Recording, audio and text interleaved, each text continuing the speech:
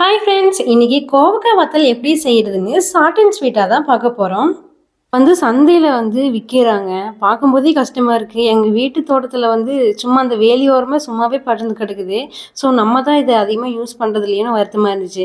அப்போவே பறிச்சுட்டு வந்துட்டேன். அதை நல்லா க்ளீன் பண்ணிவிட்டு தண்ணியில் போட்டு அலசிட்டு நமக்கு எப்படி தேவையோ அந்த மாதிரி கட் பண்ணிட்டேன். அதாவது நான் ரவுண்டே பறிஞ்சிருக்கேன். அதுக்கப்புறம் பார்த்தீங்கன்னா இடையில கீரல் மாதிரி ரெண்டாக மட்டும் அரிஞ்சிருப்பேன். அப்புறம் டைமண்ட் மாதிரி கூட அரிஞ்சிருப்பேன். ஸோ உங்களுக்கு எந்த மாதிரி வேணுமோ அந்த மாதிரி ஷேப்பில் அரிஞ்சிக்கலாம். பட் காமனாக ரவுண்டு தான் அறிவாங்க. காமனாக நிறைய மெத்தடில் செய்வாங்க. நான் ஃபஸ்ட் டைம் இந்த மெத்தடில் செய்கிறேன். எனக்கு கசப்பாக இருந்தால் கொஞ்சம் இதாக இருக்குன்னு சொல்லிட்டு இப்போ மோரில் கலந்து ஊற வச்சோம்னா கசப்புலாம் போயிடுன்னு சொன்னாங்க. அதனால் மோர் வாங்கிட்டு கலந்துட்டு ஓவர் நைட், அதாவது ஒரு நாள் நைட்டு ஃபுல்லாக நம்ம அதை வச்சிடணும். நல்லா ஊறட்டும். அதுக்கப்புறமா நம்ம நல்லா மாடியில் போய் காய வச்சிடலாம். இந்த ப்ராசஸ் அப்படியே இருக்கட்டும். அதுக்கப்புறம் காஞ்சதுக்கப்புறம் என்ன பண்ணணும்னா அந்த அன்னைக்கு நைட் ஈவினிங் மடியும் காய வைக்கணும்.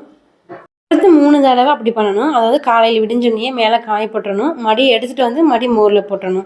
இதே ப்ராசஸாக செஞ்சுட்டு இருந்தேன். அப்புறம் நல்லாவே காய விட்டுட்டேன்.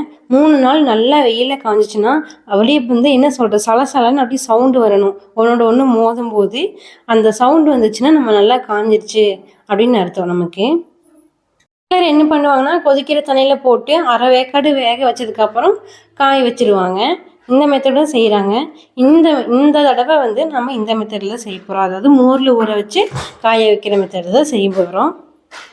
கஞ்சிக்கு நல்ல சைடிஷ்ங்க. அதை பொரிச்சதுக்கப்புறம் அந்த வத்தலை பொரிச்சு எடுக்கும்போது அவ்வளோ டேஸ்ட்டுங்க. கசப்பு தன்மையும் இல்லை. சாப்பிட்டு தான் இப்போ நான் உங்களுக்கு வாய்ஸ் ஓவர் கொடுத்துட்ருக்கேன். 1 வீக் மேலே ஆச்சு.